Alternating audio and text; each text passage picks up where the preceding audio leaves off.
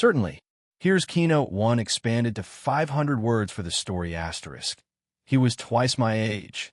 And exactly what I wanted asterisk. Hashtag Keynote 1. The first meeting, the first time I met David, I had no idea what I was walking into. I had just graduated from college, bright-eyed and eager, landing my first real job at a prestigious marketing firm. I thought I was prepared for everything, except for him. I remember the day, clearly, walking into the conference room for my first team meeting. It was a standard morning, but when I walked into that room, something changed. The buzz of conversation stopped, and all eyes turned to me. I knew they were sizing me up, newbie, fresh-faced, probably a little too eager. But then I saw him. David was standing at the front of the room, casually leaning against the whiteboard, one hand in his pocket. He didn't have to stand out. His presence naturally commanded attention. At 45, he was twice my age, but his confidence and self-assuredness made him seem timeless. He wasn't just another corporate figure. There was something about him, something magnetic, that immediately caught my attention. He was dressed in a sharp, tailored suit, his dark hair neatly combed back, and the faintest hint of silver at his temples that only seemed to add to his appeal. He turned to face me, offering a smile that was both warm and knowing. It wasn't condescending, but rather understanding. Like he could see right through my nervous exterior and into the person I was trying so hard to project. My heart skipped a beat, and I immediately told myself to snap out of it. He was my boss. This was strictly professional. I couldn't afford to get distracted. "Welcome," David said, his deep voice filling the room. It was a tone that made everyone listen. His eyes met mine for just a second longer than necessary, and I felt a strange flutter in my chest. He looked at me like he was interested, but in a way that was subtle, calculated. I tried to focus on what he was saying, but my mind kept drifting back to him. His reputation preceded him. David was known as one of the top executives in the company, someone who had worked his way up from the ground. He had the kind of success and experience that people respected and feared, and yet there was something about him that made you want to be around him. His poise, his ability to command respect without ever raising his voice. It was intoxicating. The meeting went on, and I tried my best to stay engaged, contributing where I could, though my thoughts kept drifting back to him. I kept wondering why I couldn't shake the feeling that there was something more to the way he looked at me. It was as though his gaze lingered just a little too long, as if he could see something in me that no one else could. After the meeting ended, people filed out, leaving me behind to gather my things. David approached me, his presence now even more overwhelming up close. "You're new, right?" he asked, his tone more personal now, almost as if we were having a private conversation. "How are you settling in?" I nodded, a little breathless. "It's good. A lot to take in." "Don't worry," he said with a small, reassuring smile. "You'll find your rhythm. Just remember, you belong here just as much as anyone else." There was something in his eyes, a warmth, a depth that made me feel seen in a way I wasn't used to. My heart raced, and I had to fight the urge to smile. Instead, I nodded thanks. And with that, he left the room, but the way he looked at me lingered long after. The impression he left was one of quiet authority, mixed with an undeniable charisma. It wasn't just his age or the silver in his hair that made him stand out. It was how he made me feel. In a single moment, I had gone from seeing him as just another boss to something much more complicated. I should have known right then that my life was about to change. But I didn't. I only knew one thing for sure. I couldn't stop thinking about him. Here's Keynote 2 expanded to 500 words for the story asterisk. He was twice my age. And exactly what I wanted asterisk. Hashtag Keynote 2. The growing tension as the days passed, I found myself slipping deeper into a quiet obsession. David was everywhere, his presence permeating the office in a way that was impossible to ignore. It wasn't just that he was my boss. It was the way he moved through the world, calm, measured, confident, that pulled me in. I never met someone like him, someone so magnetic and unattainable. And yet, it was impossible not to notice how he seemed to notice me. At first, I told myself it was just the novelty of having a new boss. But the longer I worked for him, the harder it became to ignore the little things. The way he would smile when our eyes met across the room. The way his voice lowered just a fraction when he spoke to me. Always soft, but steady, like everything he said mattered. There was something in the way he looked at me, like I was more than just an employee to him. I told myself I was imagining it. He was my boss. He was professional, polished, and had decades more experience than I did. This was just work, and I was here to prove myself. But the more I tried to push my feelings aside, the stronger they became. I found myself wanting to be around him, wanting his attention. Every meeting, every project, every casual conversation that crossed our paths felt charged. My heart would race when he asked for my opinion, and I'd catch myself overthinking my responses, trying to make them perfect, trying to keep things professional. But I knew deep down that this wasn't just about work anymore. This was something else. David had a way of making you feel seen, heard, important. He would listen to my ideas during meetings, nodding in that thoughtful way of his, as if he was truly considering every word I said. When others spoke, he gave them the same respect, but when it came to me, there was an extra edge to his attention, something I couldn't put my finger on. It wasn't just the professional admiration either. It was the personal warmth that seemed to radiate from him. During lunch breaks, he'd sit with the team, asking questions about our lives outside of work.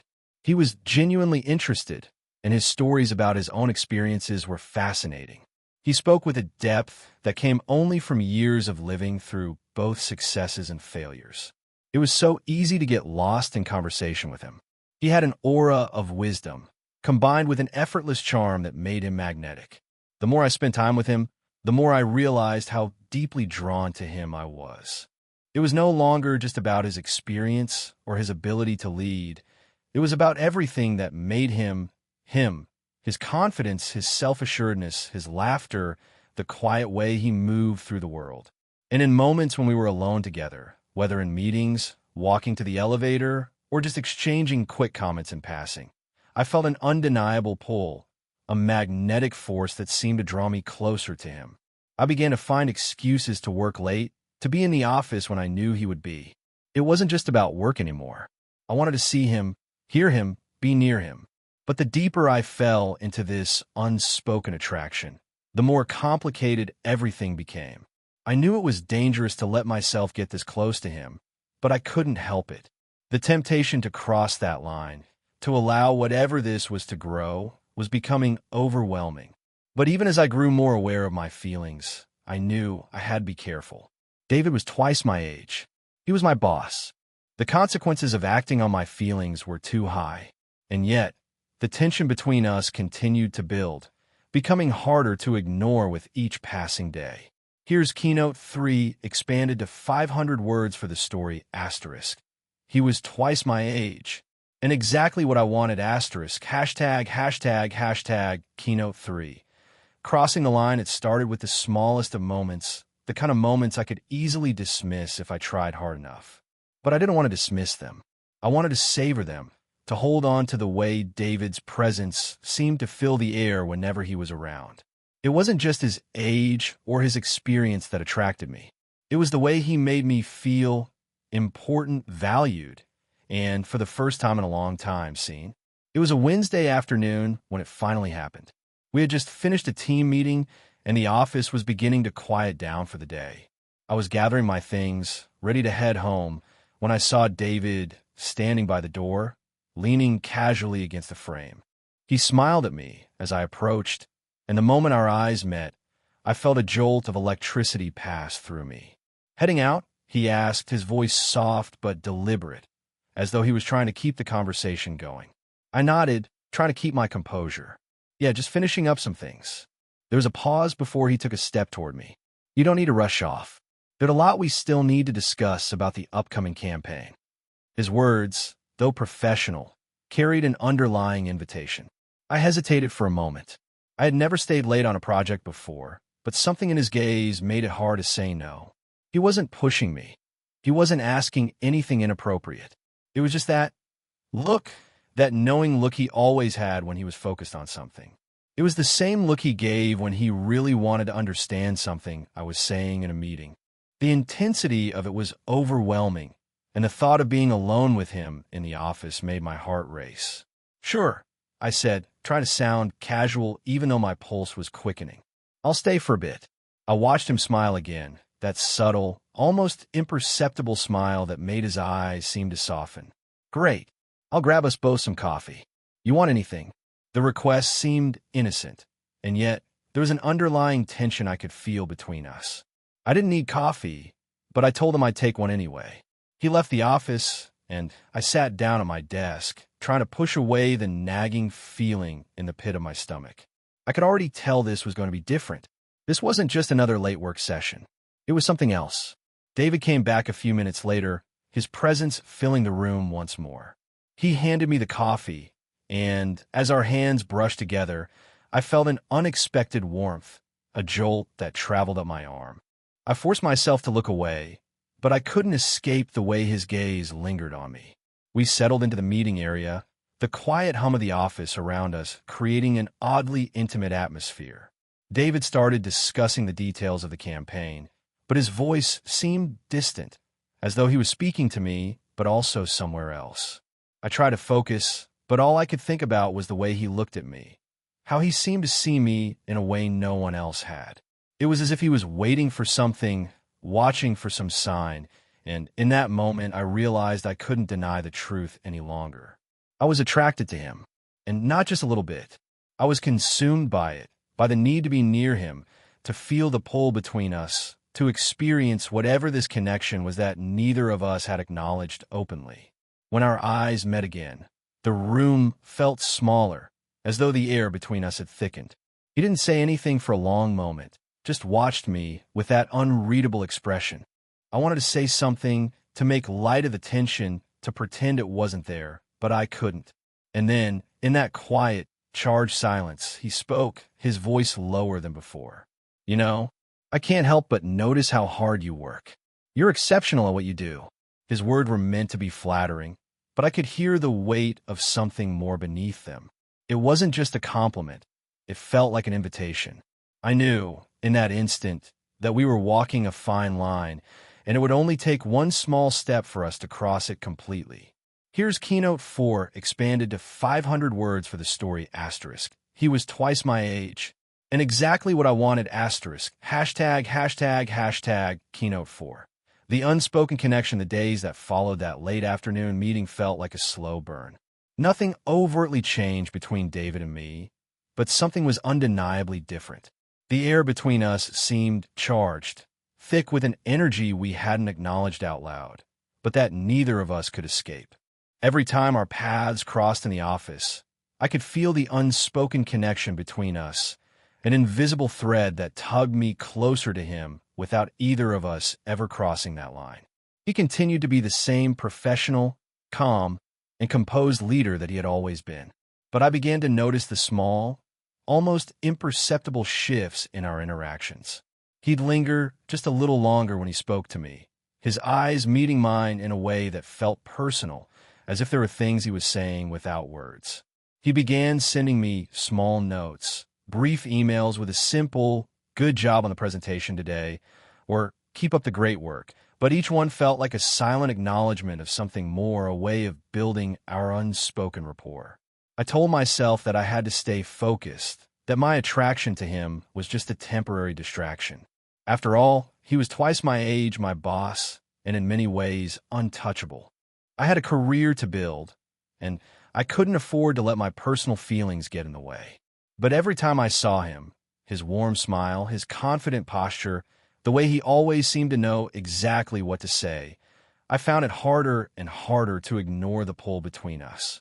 The tension came to a head one Friday evening when David invited me to stay late and help him finalize some paperwork. It wasn't unusual for the office to be quiet on Fridays, but tonight it felt different. I could sense that he was more relaxed, more willing to engage with me on a personal level, and the air between us seemed to hum with the possibility of something more. "Let's grab a drink after this," he suggested casually as we went over some of the final edits to a campaign proposal. "There's a bar around the corner that's quiet this time of night. I think you've earned it." At first, I was taken aback. We'd always kept things strictly professional, and the thought of sharing a drink with him outside the office seemed like a step into dangerous territory. But when I looked into his eyes, I saw a flicker of something more than just the boss-employee dynamic. He wasn't just offering me a drink. It felt like an invitation to cross that invisible line, to step beyond the professional boundaries we'd built and explore the connection that was beginning to take root between us. I hesitated for a moment, the weight of what this could mean pressing down on me. Was I ready for this? Could I really separate the lines between work and personal, between desire and professionalism? But then, before I could stop myself, I heard my own voice responding. I'd like that. The words hung in the air, and as soon as they left my lips, I realized what I had just done. There was no turning back now. The line had been crossed, and once we walked out of that office together, everything would change.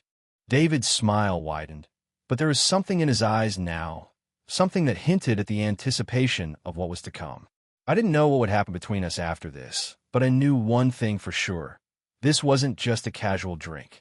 It was the beginning of something much more complex, something that both of us had been edging toward for weeks. As we walked out of the office, side by side, the tension between us felt almost palpable. There was no need for words.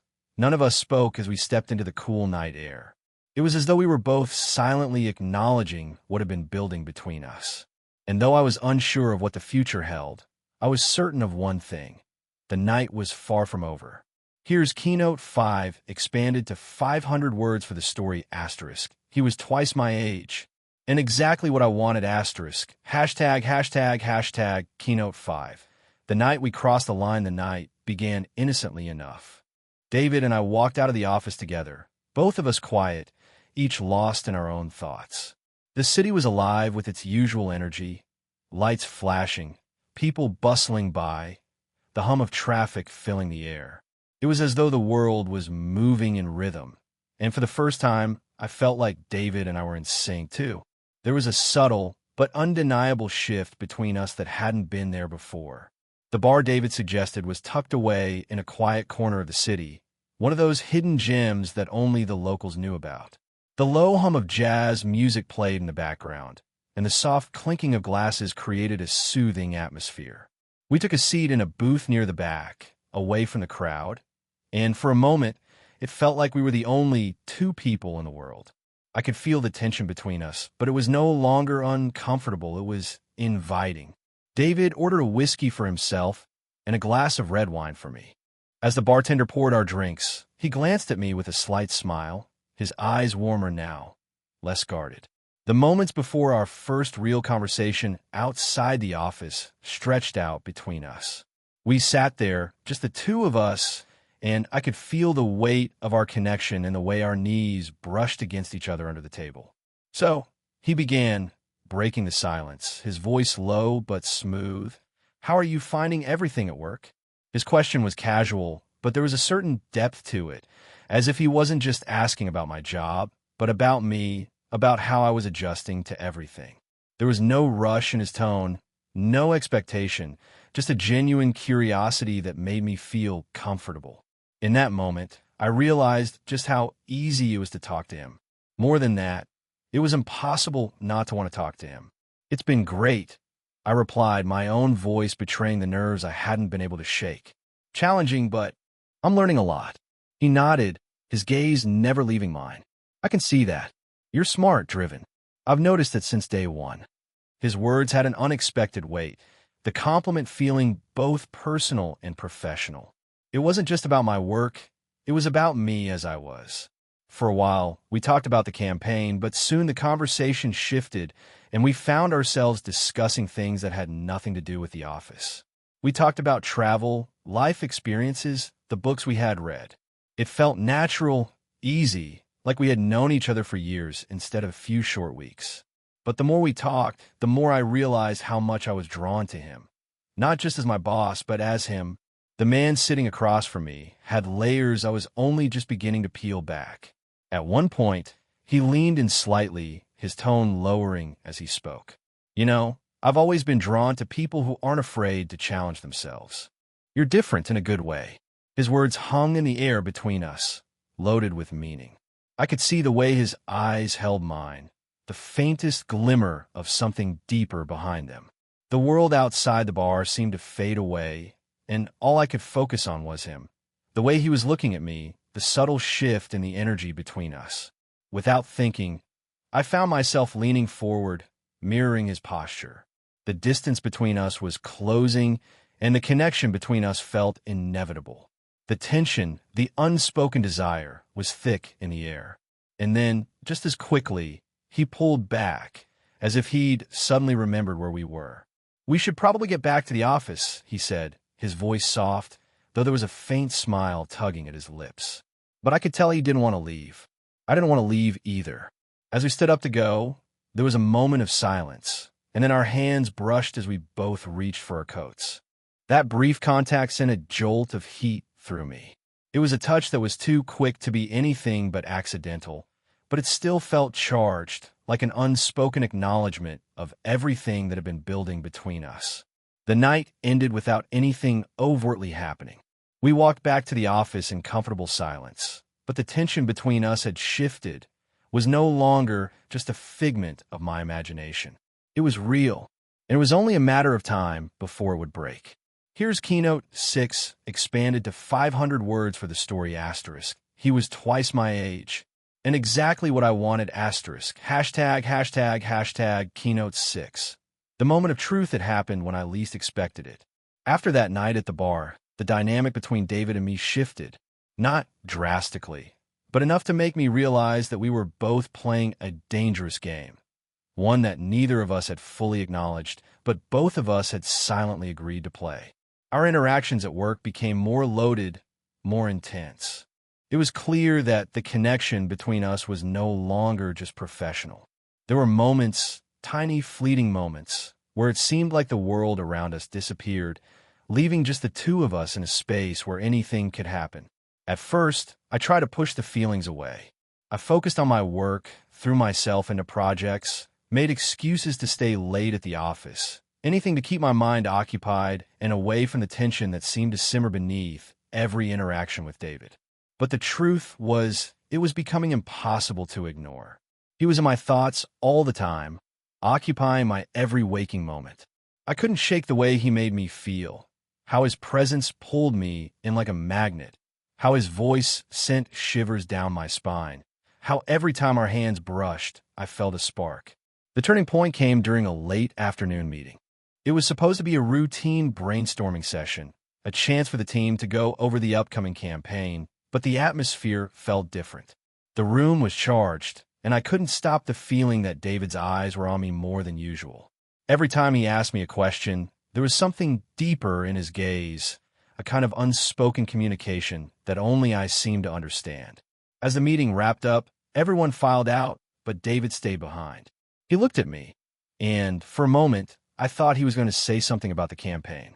Instead, he spoke quietly, almost as if to himself. "We need to talk."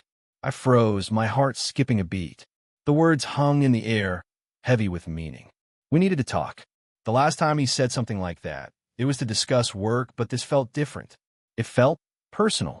A shiver ran down my spine as I realized that the moment I had been both dreading and anticipating had finally arrived. I nodded, trying to remain composed. "Sure, what's on your mind?" He gestured toward the door. "Let's step outside." We walked to a quiet corner of the office building, away from the others. The silence between us was deafening.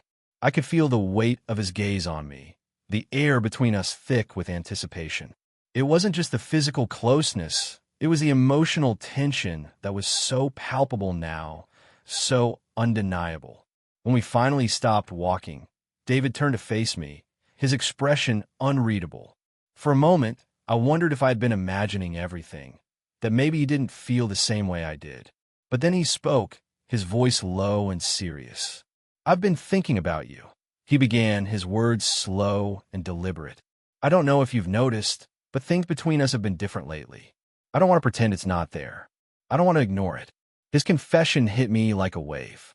Every part of me wanted to respond, to say something, anything, but I couldn't find the words. I didn't know if this was the moment I'd been waiting for, or if it was a warning. David took a step closer, and I could feel the heat radiating off him. His presence was overwhelming, and in that moment, I realized just how much I had wanted him. I think about you, too.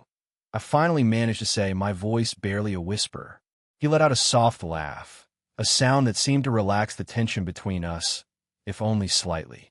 I'm not sure where this is going, but I need you to know that I'm not just your boss anymore. I'm someone who's trying to figure out what happens next. I took a deep breath, my heart racing.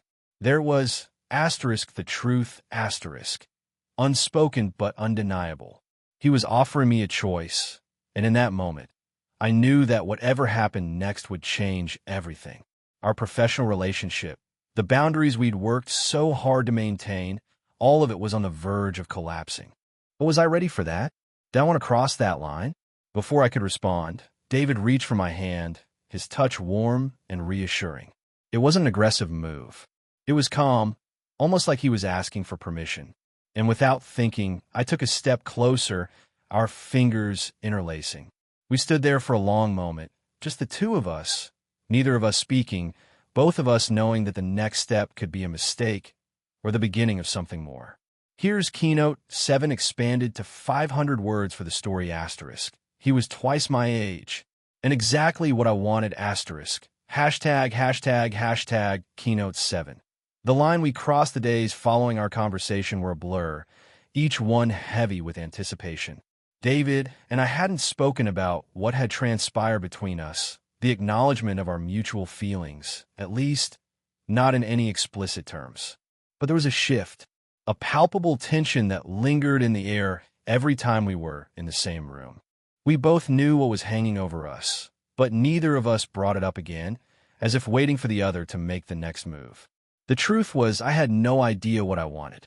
Part of me was exhilarated by the possibility, by the magnetic pull I felt whenever David was near. The other part was terrified. The idea of crossing that line was exhilarating, yes, but it also meant everything would change. Our professional relationship, the foundation I had built for myself, would collapse if we gave in to the attraction that simmered between us. I tried to focus on work, on the projects I was leading, the meetings I had to prepare for, but it was impossible to escape the tension that built between us. Every glance, every brief touch, whether it was his hand brushing against mine as he passed me a document or the soft, lingering look in his eyes during a meeting, it was all too much, too undeniable.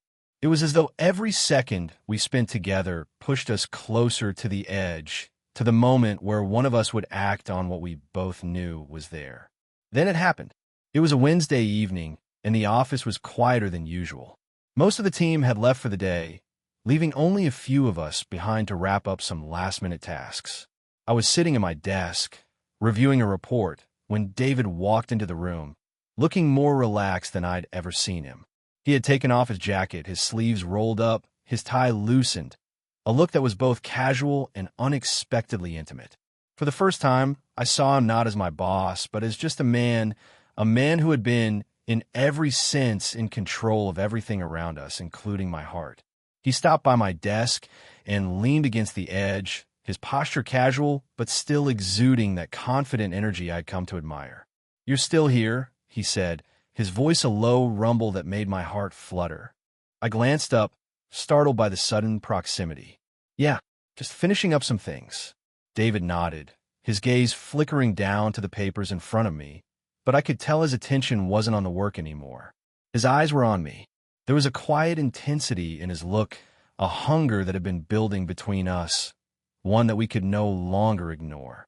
I felt my pulse quicken, my breath shallow. "You know," he said, his voice dropping even lower, "I've been thinking a lot about what we talked about the other night. About us." I froze. His words hit me like a shockwave, and suddenly the air in the room felt thick, charged with the weight of his admission. I knew this moment was coming, but now that it was here, I didn't know how to respond. Everything inside me screamed for him to step closer, for us to finally acknowledge the connection we had built, but fear of what would happen next, held me in place. David took a step closer, closing the distance between us. "I know this isn't easy," he continued, his voice softer now, almost gentle, "but I don't want to keep pretending like nothing is happening between us. I can't pretend anymore. His words were a quiet confession, and the vulnerability in his voice made my heart skip a beat.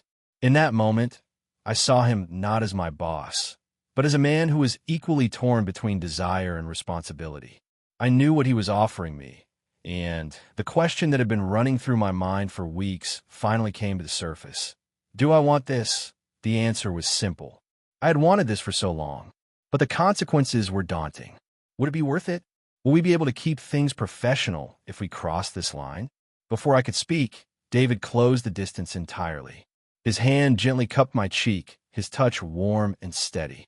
My breath caught, and before I could process the whirlwind of emotions inside me, he leaned in, his lips brushing softly against mine.